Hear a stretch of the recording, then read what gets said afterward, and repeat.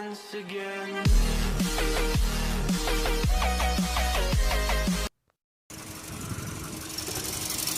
Just having a look at the camshaft sensor.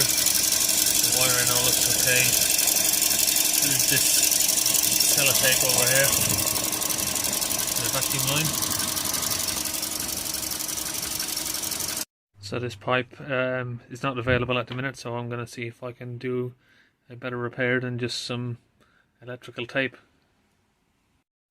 So what I've done here is put some heat shrink over both ends.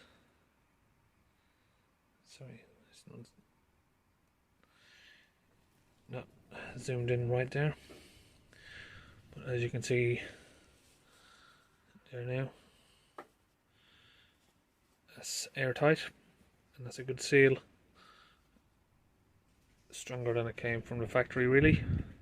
Not moving anywhere, and obviously being heat shrink, it's a little bit flexible, so it's not going to break again. But the main thing is it's airtight and it's not going to leak.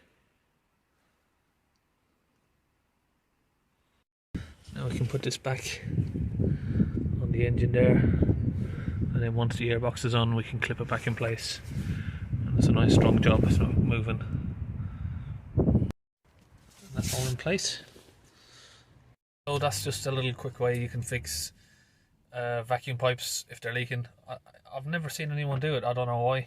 This is quite a simple thing to do. Just put some heat shrink on it, fixes it permanently, nice and strong, makes it airtight. Every time I've seen broken pipes or anything like that, people use the electrical tape, and this doesn't really work.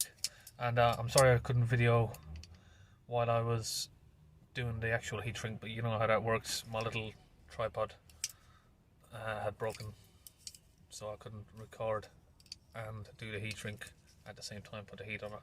But you get how it works, and you can see how good of a job it's done to repair that.